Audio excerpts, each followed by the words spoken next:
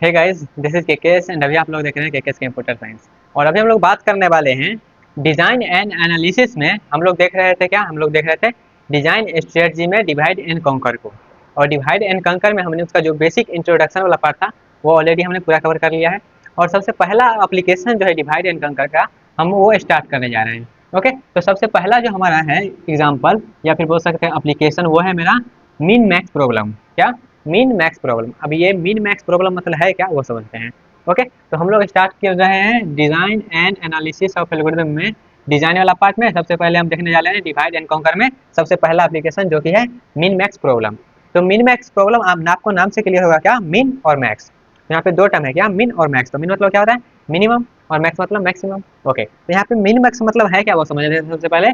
तो procedure to find maximum and minimum simultaneously in a array of size N. तो यहाँ पे हमको एक साथ चाहिए कोई भी एक हमारा दिया है, जैसे मान लेते हैं एरे में दिया गया है एलिमेंट इस टाइप से।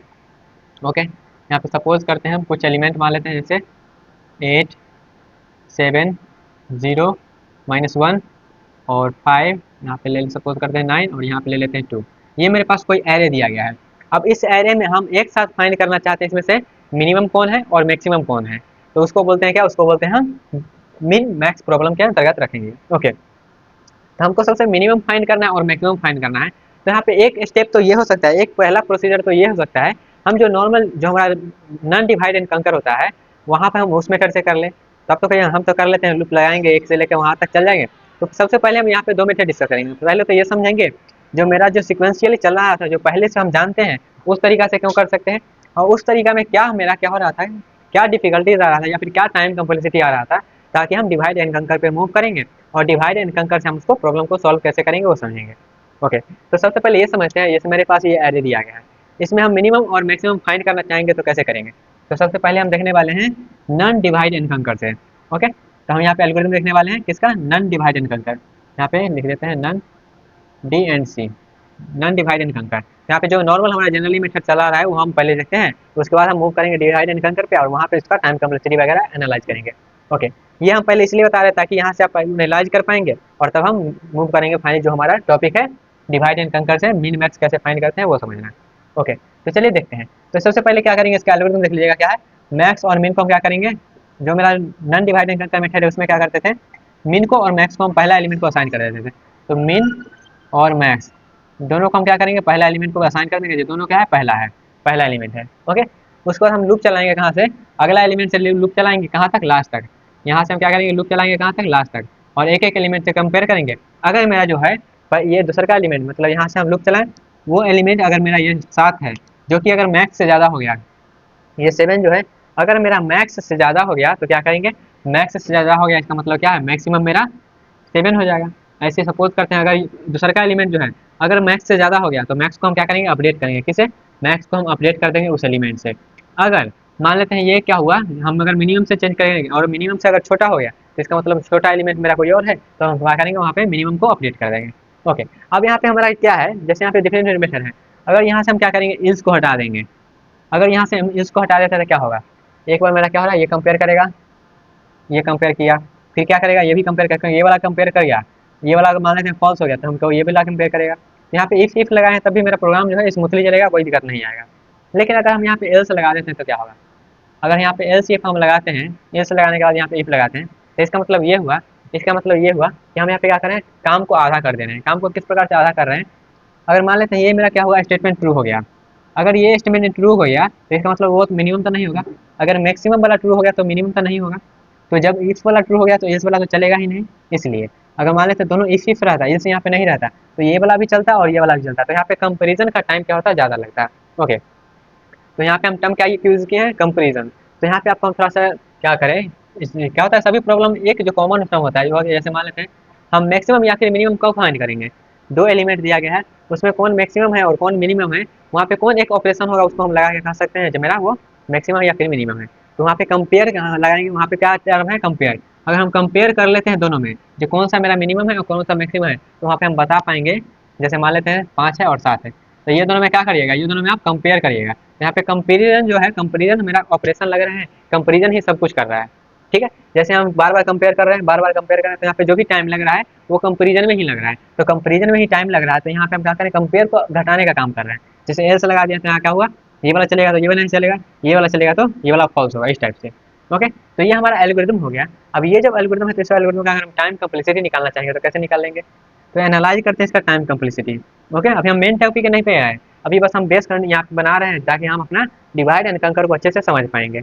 ओके, तो यहाँ पे हम बार बार क्या कर रहे हैं, चेक कर रहे हैं, चेक कर रहे हैं, चेक कर रहे हैं, तो ये ऑलरेडी आप सब समझते होंगे या किस प्रकार से मैक्सिमम या फिर मिनिमम को फाइंड करते हैं। ओके, तो इस एल्गोरिथम जो हमारा है नॉन डिवाइड एंड कंकर, इसका अगर हम टाइम कम्प्लेक्सिटी देखना चाहेंगे तो टाइम कम्प्लेक्सिटी में 3 केस होता है।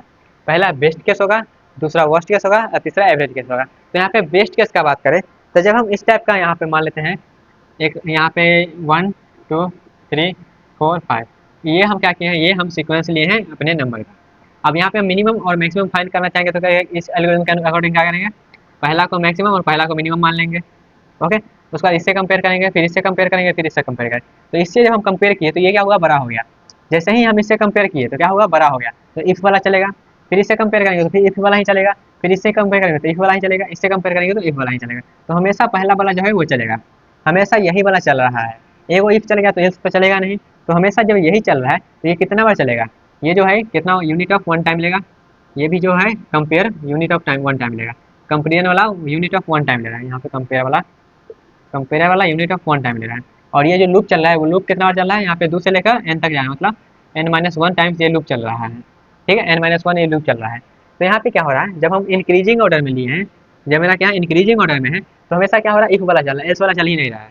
तो यहाँ पे कितना टाइम लेगा, n-1 इंटू ई, तो कितना होगा, यहाँ पे इंक्रीजिंग ऑर्डर में कितना आएगा, ऑर्डर ऑफ n-1 कंपेरिजन हुआ, इतना कंपेरिजन, जो भी टाइम लग रहा है वो कंपेरिजन का लग रहा है, तो इतना कंपेरिजन हुआ जब हमारा इंक्रीजिंग ऑर्डर में है, और ये बेस्ट केस में रहेगा। ओके, अब वर्स्ट केस का बात करें तो वर्स्ट केस का सिनेरियो इस प्रकार से हम लेंगे, जैसे मान लेते हैं हम यहाँ पे डिक्रीजिंग ऑर्डर में कर देते हैं इसको, या इसको हम कर देते हैं 5 और यहाँ पे 4 3 2 और 1, ये अगर हम इनपुट देते हैं तो यहाँ पे कितना टाइम लगेगा वो देखते हैं।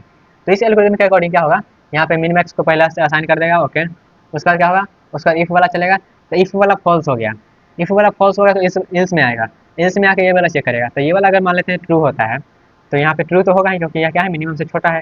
तो जब ये कंडीशन हम लेंगे तो क्या होगा, तो यहाँ पे क्या होगा, ये वाला भी कंपेयर हो रहा है और ये वाला भी कंपेयर हो रहा है, यहाँ पे दो दो कंपेरिजन चल रहा है, ये कंपेयर भी हो रहा है और ये कंपेयर भी हो रहा है। पहले ये कंपेयर किया, उसके बाद ये वाला कंपेयर किया, ठीक है, ये वाला कंपेयर करके फॉल्स हुआ, तब यहाँ पे आया तो यहाँ पे ट्रू हो रहा है। तो यहाँ पे दो दो कंपेयर हो रहा है, एक ये भी और एक भी, तो ये हम इस प्रकार से बोल सकते हैं यहाँ पे 2 टाइम्स कंपेरिजन हो रहा है। यहाँ पे जो है 2 टाइम्स n-1 का कंपेरिजन करके ये भी एक बार ले रहा है, ये भी, तो ये एक और एक 2, और यहाँ पे इसको n-1 टाइम चलाएगा, तो यहाँ पे 2 इंटू n-1 कंपेरिजन हो रहा है। जब हम क्या करें, डिक्रीजिंग ऑर्डर में गए तब। अब यहाँ पे मान लेते हैं एवरेज केस का हम बात करेंगे, तो यहाँ पे हम क्या करें, बेस्ट केस का बात कर लिए और वर्स्ट केस का बात कर लिए।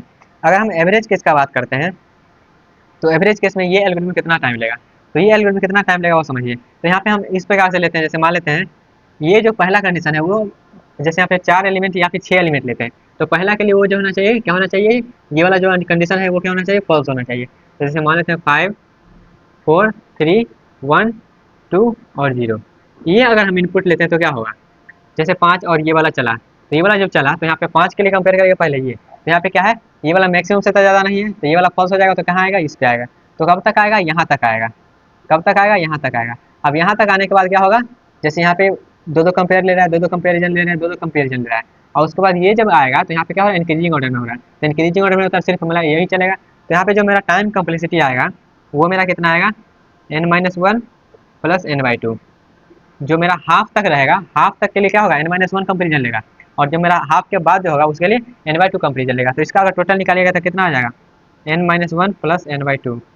तो इसको करिएगा यहाँ में 2 और ये 3, तो यहाँ पे क्या आ जाएगा 3n/2 माइनस 1। इसका जो कंपेरिजन है वो क्या आएगा, 3/2 माइनस 1। तो यहाँ पे देखिएगा ये टर्म क्या है, यहाँ पे 2 से डिवाइड हो रहा है, यहाँ पे दोगुना हो रहा है, यहाँ पे ये हो रहा है, तो यहाँ पे एक सेम टाइप नहीं आ रहा है। क्या होता है, तीनों का 3 केस में अलग अलग टाइम कंपेरिजन, मतलब कंपेरिजन आ रहा है। तो जब अलग अलग कंपेरिजन आ रहा है तो यहाँ पे किस प्रकार से कह सकते हैं, यहाँ पे 3n/2 आ गया, कैसे आ गया, आई थिंक आपको मालूम होगा, इसको जोड़ आना है, यहाँ पे कर देंगे 2n-2 प्लस n/2, तो यहाँ पे आ गया क्या, यहाँ पे आ गया 3n/2 माइनस 2/2, तो यहाँ पे क्या है 3n/2 माइनस 1, इस प्रकार से हम यहाँ लिख दिए। ओके, तो ये हो गया। तो यहाँ पे देखिएगा बेस्ट केस में ले रहा है n-1 कंपेरिजन, मतलब ऑर्डर ऑफ n लिख सकते हैं यहाँ पे। इसलिए हम यहाँ पे कंपेरिजन का बात इसलिए कर रहे हैं क्योंकि इसको अगर ऑर्डर में लिखेंगे तो ऑर्डर ऑफ n ये भी ले रहा है, ऑर्डर ऑफ n ये भी ले रहा है, ऑर्डर ऑफ n ए भी ले रहा है। इसलिए हम क्या किए पूरा नंबर लिख देंगे इतना कंपेरिजन ले रहा है, तब आप वहाँ पे कंपेयर कर पाएंगे जहाँ टाइम कॉम्प्लेक्सिटी के हिसाब से डिफरेंशिएट हो रहा है। तो यहाँ पे n-1 है, यहाँ पे 2n-1 है, मतलब यहाँ पे दुगुना हो गया है, और यहाँ पे क्या हो रहा है थोड़ा सा एवरेज टाइप का लग रहा है। ओके, तो यहाँ पे क्या हुआ है, ये एल्गोरिथम के अकॉर्डिंग मेरा ये टाइम कॉम्प्लेक्सिटी रहा। और ये हम जनरली मेथड करते हैं जब नॉन डिवाइड एंड कंकर जानते हैं तब। जब हम डिवाइड एंड कंकर स्ट्रेटजी को नहीं अपनाते हैं तब वो डिफरेंट डिफरेंट केस में अलग अलग क्या होता है टाइम कॉम्प्लेक्सिटी लगता है। जैसे यहाँ पे बेस्ट केस के लिए हो गया, वर्स्ट केस के लिए ये हो गया इनपुट, और यहाँ पे एवरेज केस के लिए ये वाला हो गया। ओके, आई होप आपको समझ में आया होगा। तब ये समझ लिए हैं तो यहाँ से आपका बेसिक बेसिक जो क्लियर हो गया होगा कि किस तरह से हम उसका एल्गोरिथम लिखते हैं और किस तरह से हम उसका टाइम कॉम्प्लेक्सिटी फाइंड करते हैं। ओके, अब चलते हैं अपना जो मेन टॉपिक है वो यूजिंग डिवाइड एंड कंकर हम कैसे फाइंड करेंगे मिनिमम और मैक्सिमम। डिवाइड एंड कंकर से हम कैसे फाइंड करेंगे, जो कि मेरा मेन टॉपिक है। ये इसलिए बताएं ताकि आपको यहाँ पे रिलेट करने में आसानी होगा। ओके, तो डिवाइड एंड कंकर से हमको जानना है, तो डिवाइड एंड कंकर से जानने के लिए हमको क्या करना पड़ेगा, पहले डिवाइड करना पड़ेगा फिर कंकर करना पड़ेगा। तो इसको एग्जाम्पल को मिटा देते हैं।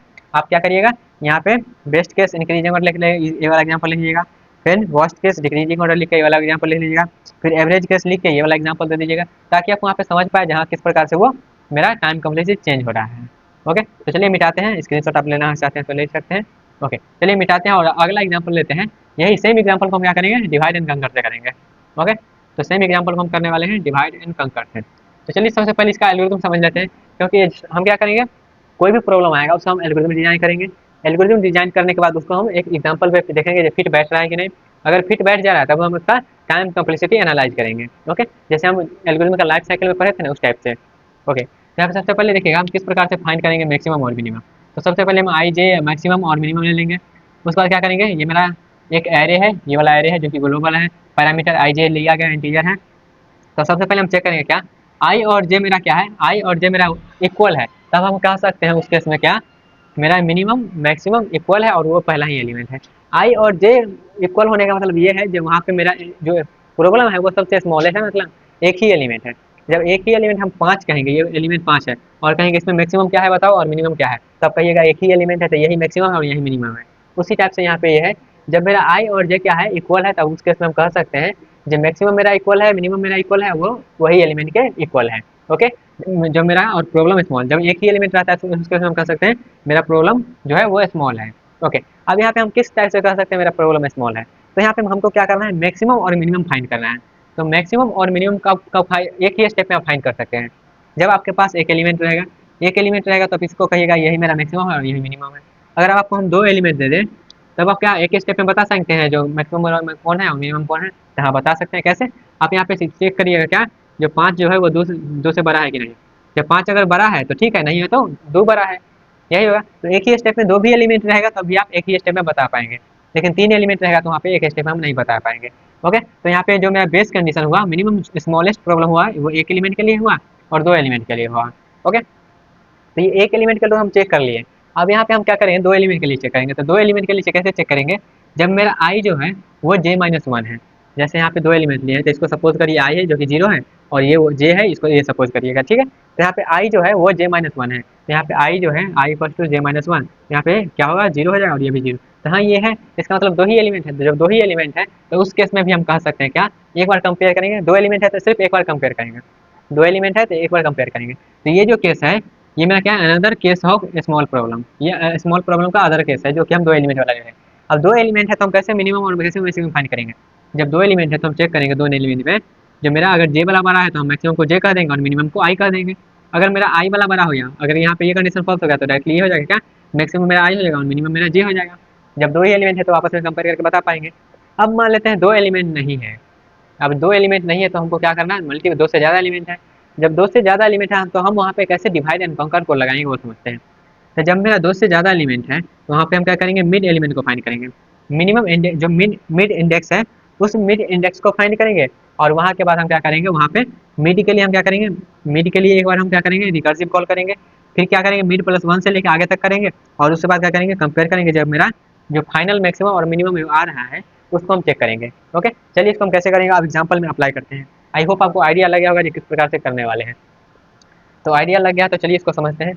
यहाँ पे क्या करेंगे, सबसे पहले इसका इंडेक्सिंग करेंगे। तो इंडेक्सिंग क्या है, 0 1 2 3 4 5 6, इंडेक्सिंग कर दिया। अब इंडेक्सिंग करने के बाद यहाँ पे हम क्या करेंगे, सबसे पहला स्टेप क्या है, सबसे पहले हम चेक करेंगे क्या आई और जे इक्वल है कि नहीं। तो आई मेरा क्या है, आई मेरा ये है, और जे मेरा क्या है, जे मेरा यहाँ पे नंबर लिख देते हैं, ठीक है। आई मेरा क्या है, आई मेरा 0 है और जे मेरा है वो 6 है। तो आई जे इक्वल नहीं है तो मेरा स्मॉलेस्ट प्रॉब्लम नहीं है। ओके, यहाँ पे आई बराबर जे माइनस वन भी नहीं है तो ये भी स्मॉलेस्ट प्रॉब्लम नहीं है, तो ये वो कंडीशन में चलेगा। इसमें आएगा, इसमें क्या करेगा, मिड को फाइंड करेगा। तो मिड को फाइंड करते हैं, एम बराबर क्या हो जाएगा, आई प्लस जे मतलब 0 प्लस 6/2। यहाँ पे क्या आ जाएगा, तीसरा। तो तीसरा एलिमेंट से क्या करना है, डिवाइड करना है। तो तीसरा एलिमेंट से डिवाइड करेंगे और यहाँ पे रिकर्सिव कॉल करेंगे, मतलब मैक्सिमम ऑफ आई। यहाँ पे देखिए तीसरा एलिमेंट मतलब यहाँ से हमको क्या होगा, यहाँ से डिवाइड करना पड़ेगा। तो दो स्टेप में डिवाइड करते हैं, इसको हटाते हैं। यहाँ पे हम तीसरा एलिमेंट से डिवाइड करने वाले हैं। ओके, तो यहाँ पे हम जब डिवाइड किए तो क्या होगा, ये वाला सेपरेट हो जाएगा और ये वाला सेपरेट हो जाएगा। तो यहाँ पे जो है वो आ जाएगा 8 7, और यहाँ पे 0 1 2 और 3। तो यहाँ पे आ गया 8 7 0 -1। अब यहाँ पे जाएंगे तो यहाँ पे 4 5 और 6, तो क्या 5 9 और 2। तो यहाँ से क्या हुआ, सेपरेट हो गया। और सेपरेट होने के बाद क्या करेंगे, यहाँ पे रिकर्सिव कॉल करेंगे। सेपरेट होने के बाद रिकर्सिव कॉल करेंगे, मैक्सिमम और ये मिनिमम जो फंक्शन है वहाँ पे आई से लेकर मिड तक। तो मिड का वैल्यू क्या है 3, तो आई से लेकर मिड तक, आई से लेकर मिड तक, आई से लेकर मिड तक, यहाँ से हम रिकर्सिव कॉल करेंगे, ठीक है। और उसके बाद ये रिकर्सिव कॉल जब खत्म हो जाएगा तो हम ये वाला रिकर्सिव कॉल करेंगे, कहाँ से, मिड प्लस वन से लेकर जे तक, मतलब यहाँ से मिड प्लस वन से लेकर एम प्लस वन से लेकर जे तक, यहाँ तक कॉल करेंगे। और कॉल कर करके किस टाइप से करेंगे तो यहाँ पे समझते हैं। यहाँ पे हम एक बार स्टेप में बता दिए हैं यहाँ पे किस प्रकार से करने वाले हैं। यहाँ पे हम डायरेक्टली डायग्राम डिनोट करते हैं इसका, ठीक है। यहाँ से इसको हटा देते हैं। अब यहाँ पे हम क्या करेंगे, ये भी देखिएगा स्मॉलेस्ट प्रॉब्लम कब है, जब मेरा एक एलिमेंट है या फिर दो एलिमेंट है। तो यहाँ पे एक एलिमेंट या फिर दो एलिमेंट तक इसको क्या करेंगे, डिवाइड करते रहेंगे। ओके, तो यहाँ पर भी क्या है, चार एलिमेंट है, स्मॉलेस्ट नहीं है तो इसको भी दो पार्ट में डिवाइड करेंगे। दो पार्ट में कैसे डिवाइड करेंगे, 0 + 3, तो 0 + 3/2। तो यहाँ पे इसका फ्लोर वैल्यू लीजिएगा, फ्लोर वैल्यू लीजिएगा तो क्या होगा, फ्लोर वैल्यू मतलब होता है पॉइंट के बाद अगर कुछ भी है तो उसका लोअर वाला लीजिए। जैसे 1.2 है तो यहाँ पे 1 लीजिए, 1.7 है तो इसका फ्लोर वैल्यू मतलब है 1 ही लीजिए, ठीक है। तो यहाँ पे फ्लोर और सीलिंग का भी कंसेप्ट होता है। आई होप आपको मालूम होगा फ्लोर और सीलिंग क्या होता है। ओके, तो फ्लोर मतलब लोअर वैल्यू लेना है और सीलिंग मतलब अपर वैल्यू लेना है।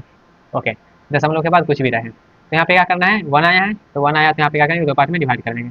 यहाँ पे आ गया 8 और 7, यहाँ पे आ गया मेरा क्या है 0 और -1, ये मेरा हो गया। इधर भी कर देते हैं सेम काम, जैसे यहाँ पे क्या है 4 और 6 है, तो 4 + 6/2 करना है। तो क्या हो जाएगा 4 10 और यहाँ पे 5 आएगा, तो 5 से डिवाइड कर देते हैं। तो यहाँ पे मेरा क्या हो जाएगा 5 और यहाँ पे 9 है ना, 9 और यहाँ पे क्या है, यहाँ पे 2 है। ओके, अब यहाँ पे देखिएगा एक एलिमेंट बचा है और दो एलिमेंट बचा हुआ है। तो यहाँ पे ये सब क्या है, सब स्मॉलेस्ट प्रॉब्लम हो गया है। सब स्मॉलेस्ट प्रॉब्लम हो गया तो मेरा डिवाइड वाला काम खत्म हो गया। अब ये सब क्या है, कॉन्कर स्टेप पे है। जब ये सब कॉन्कर स्टेप पे है तो सब क्या करेंगे, कॉन्कर करेंगे। कॉन्कर इस प्रकार से करना है, जो मेरा मैक्सिमम और जो मिनिमम है उसमें दोनों को क्या करना है, कंपेयर करना है आपस में। जैसे हम क्या किए हैं, यहाँ पे देखिएगा ये मेरा क्या ये हो गया। ओके, तब हम क्या करेंगे, देखिएगा ये मेरा हो गया पहला एलिमेंट और ये दूसरा एलिमेंट। जब दो एलिमेंट रहता है तो हम डायरेक्टली बता सकते हैं कौन मैक्सिमम है कौन मिनिमम है। तो यहाँ पे मैक्सिमम क्या हुआ, यहाँ पे जो मैक्सिमम एलिमेंट है यहाँ पे क्या होगा, दो लोकेशन जो है साथ में लेकर चलेगा, जो मैक्सिमम और मिनिमम को बताएगा।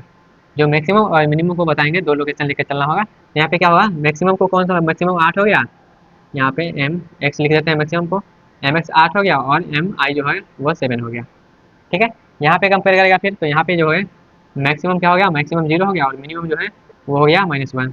फिर यहाँ पे कंपेयर करेगा, मैक्सिमम क्या हो गया 0 और मैक्सिमम क्या होगा 9 और मिनिमम जो है वो हो गया 5, सिर्फ ये दोनों में। और यहाँ पे मैक्सिमम 2 और मिनिमम मिनिमम भी 2 हो गया, ठीक है। ये हो गया। अब यहाँ पे देखिएगा सबको क्या यहाँ पे फाइंड कर लिए, अब क्या करेंगे, कॉन्कर करेंगे। तो कॉन्कर करेंगे तो ये दोनों को ऐड करेंगे। जब ये दोनों को ऐड करेंगे तो किस प्रकार से ऐड करेंगे, इसके मैक्सिमम और इसके मैक्सिमम से कंपेयर करेंगे। क्या, इसके मैक्सिमम और इसके एक मैक्सिमम से कंपेयर करेंगे, जो भी मैक्सिमम होगा उसको मैक्सिमम करेंगे। तो ये दोनों को कंपेयर करिए, तो मैक्सिमम इसका क्या है 8 है और इसका मैक्सिमम क्या है 0 है, तो मैक्सिमम क्या आ गया, मैक्सिमम मेरा 8 आ गया। इसके मिनिमम और इसके मिनिमम से कंपेयर करेंगे, तो मिनिमम कौन सा है, मिनिमम मेरा -1 है। यहाँ पे मिनिमम का वैल्यू क्या आ गया, मिनिमम का वैल्यू मेरा -1 आ गया। ये दोनों का काम हो गया। अब ये दोनों को कहिए, तो यहाँ पे मैक्सिमम का वैल्यू क्या आ जाएगा, मैक्सिमम का वैल्यू 9 आ जाएगा और मिनिमम से मिनिमम को कंपेयर करना है, मिनिमम आ गया 2। ओके, अब ये दोनों को कंपेयर कर लिए तो अब ये दोनों को कंपेयर करना पड़ेगा। ओके, जब ये दोनों को हम कंपेयर करने आएंगे तो यहाँ पे देखेंगे क्या, ये मेरा क्या है, ये मैक्सिमम हो गया और ये मैक्सिमम है। तो इसके मैक्सिमम से इसका मैक्सिमम को कंपेयर करिए, तो मैक्सिमम क्या होगा, मैक्सिमम मेरा 9 है और मिनिमम क्या है, मिनिमम मेरा -1 है।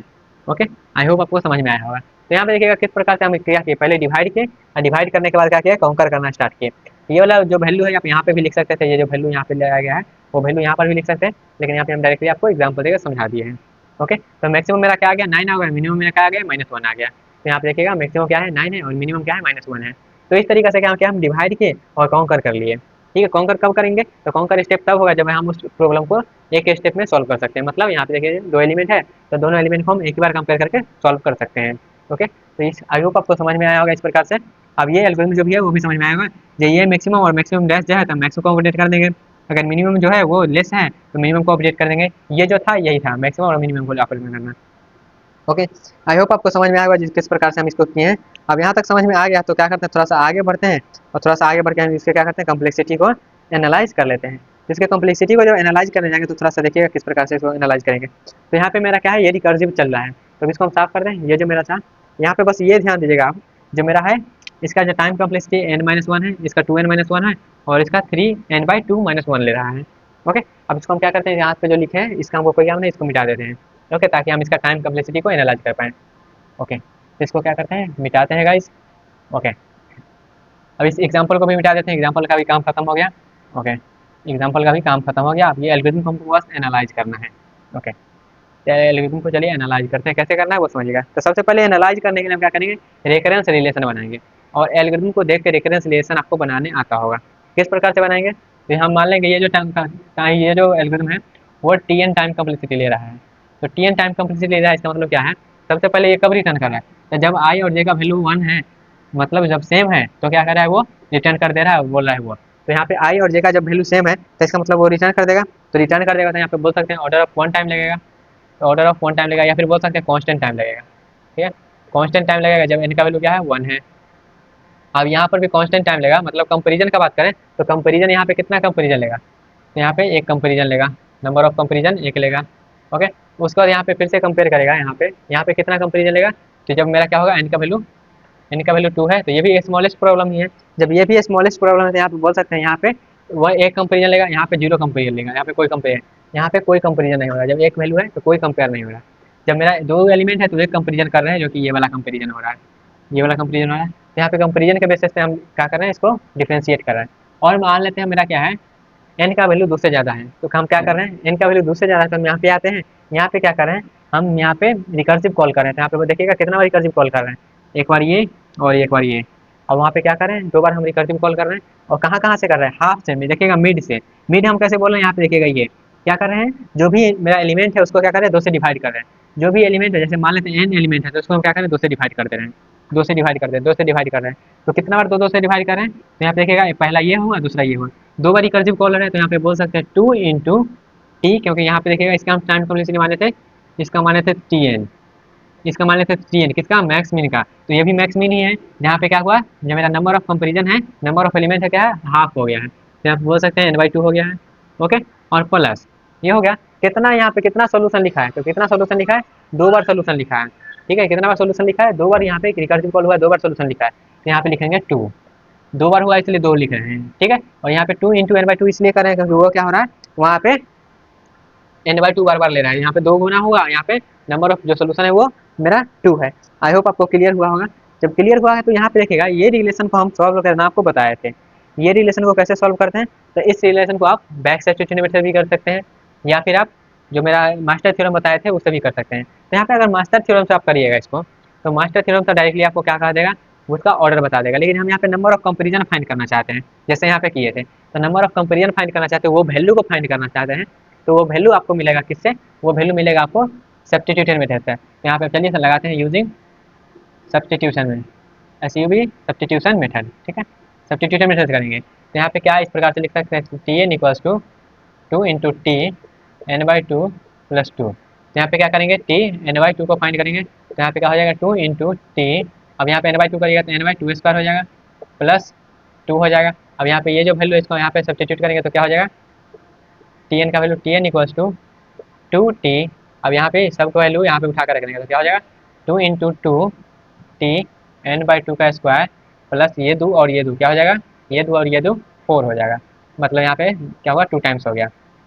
ओके, यहाँ पे 4 हो गया, यहाँ पे 2 का स्क्वायर लिख देते हैं, 2 का स्क्वायर लिख दिए। तो यहाँ पे हम क्या किए, एक स्टेप सॉल्व किए तो ये आएगा। तो यहाँ पे हम क्या करेंगे, यहाँ से हम डायरेक्टली जनरलाइज करके बता देंगे। यहाँ पे जनरलाइज करके किस प्रकार से बताएंगे, जैसे यहाँ पे क्या हुआ, यहाँ पे 4 है, यहाँ पे 4 हुआ तो हम क्या करेंगे, यहाँ पे क्या हो रहा है 2 + 2 हो रहा है ना, 2 + 2 हो रहा है, 2 + 2 जब हो रहा है तो यहाँ पे बोल सकते हैं क्या, 2 के पावर आई मान लेते हैं, आई जितना स्टेप हम करेंगे वो, जैसे यहाँ पे 2 के पावर क्या हुआ, 2 के पावर 2 हो गया क्योंकि 4 है। अगला स्टेप में जाएंगे तो ये होगा क्या होगा, ये कि 2 के पावर 3 हो जाएगा, और यहाँ पे क्या होगा, यहाँ पे 2 × 2 × 2 मतलब 6 होगा, तो यहाँ पे 2 के पावर इसलिए हम आई कर दिए हैं। आई होप आपको समझ में आया होगा। तो जब यहाँ पे समझ में आ गया है तो यहाँ पे क्या होगा, 4 + 2 हो गया, 6 हो गया। तब हम क्या करेंगे, यहाँ पे डायरेक्टली हम इसको जनरलाइज कर देंगे। जनरलाइज किस प्रकार से करेंगे, यहाँ पे लिखेंगे क्या, Tn इक्वल्स टू, जनरलाइज करने के लिए क्या करते हैं, नंबर ऑफ स्टेप हम क्या करते हैं k टाइम्स मान लेते हैं या फिर i टाइम्स मान सकते हैं, तो यहाँ पे क्या करते हैं k टाइम्स मान लेते हैं।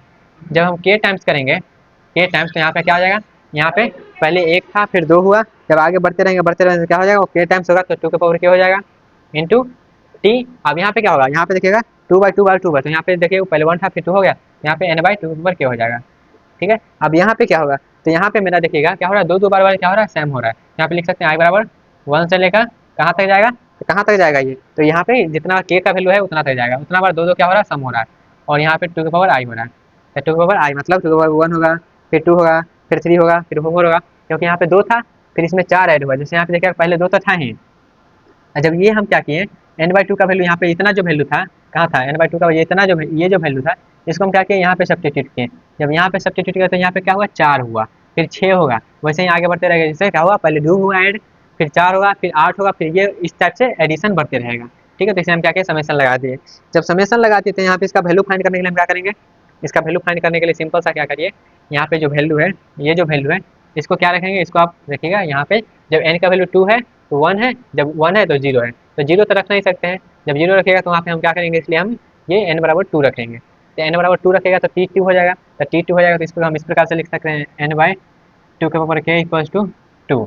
अब यहाँ पे क्या करिए, इसको इधर मल्टीप्लाई में भेजिएगा तो इधर क्या हो जाएगा, log n हो जाएगा, और यहाँ पे क्या हो जाएगा 2 × 2 के पावर k, लॉग लीजिएगा तो क्या होगा, लॉग लीजिएगा तो k बाहर आ जाएगा, तो k बाहर आ गया, k बाहर आ गया, और यहाँ पे क्या हो जाएगा log 2 और 2, तो log 2 क्या होता है, 1 होता है, तो यहाँ पे क्या हो जाएगा, जो टाइम k का वैल्यू होगा वो log n/2 हो जाएगा। जब n/2 हो गया तो यहाँ पे क्या कर सकते हैं, डायरेक्टली हम वैल्यू निकाल सकते हैं उसका। जब वैल्यू निकाल देंगे तो मेरा क्या आएगा वैल्यू, यहाँ पे देखिएगा ये वैल्यू हम निकाल दिए हैं, log का वैल्यू हम वहाँ पे कर दिए हैं, उसका इसका जब वैल्यू निकालने आइएगा तो सम आ गया है यहाँ पे, जैसे वैल्यू तो निकाल दिए। अब आगे बढ़ते हैं थोड़ा सा, जब इसका वैल्यू k का वैल्यू यहाँ पे पुट करिएगा, जब इसका टाइम कम्प्लेक्सिटी एक्चुअल में निकालिएगा तो क्या आएगा 3n/2 - 1। एक्चुअल में जब इसका वैल्यू निकालेंगे तो क्या आएगा 3n/2 - 1। इस प्रकार से इसका टाइम कम्प्लेक्सिटी का वैल्यू आएगा। ओके, आई होप आपको समझ में आया होगा। यहाँ पे क्या करना है, ये वैल्यू सब्स्टिट्यूट करना है, इस प्रकार से वहाँ पे सॉल्व करना है।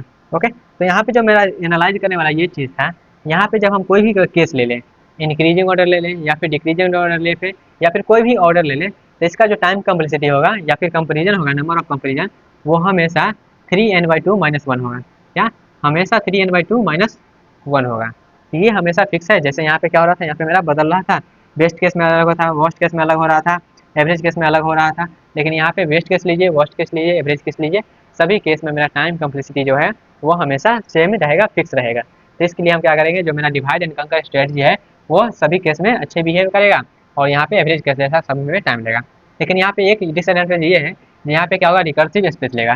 क्या, यहाँ पे अगर आप स्पेस कम्प्लेक्सिटी देखिएगा, इसका अगर स्पेस कम्प्लेक्सिटी देखिएगा, यहाँ पे कर देते हैं एस, स्पेस कम्प्लेक्सिटी देखिएगा तो यहाँ पे क्या आएगा, यहाँ पे आ जाएगा ऑर्डर ऑफ log n आएगा, क्योंकि यहाँ पे क्या हो रहा है, रिकर्सिव स्टेप में रिकर्सिव कॉल हो रहा है, तो वो क्या होगा, स्टैक में जाकर स्टोर होता है, इसलिए वो उसका जो होगा रिकर्सिव स्टैक में इस तरीके से हम बताए थे, जैसे स्पेस कम्प्लेक्सिटी फाइंड करते थे उस टाइम में, तो इसका log n होगा और इसका स्पेस कम्प्लेक्सिटी ऑर्डर ऑफ 1 होगा, क्योंकि यहाँ पे कोई एक्स्ट्रा स्पेस नहीं लग रहा है। ओके, आई होप आपको समझ में आया होगा किस प्रकार से यहाँ पे किए हैं।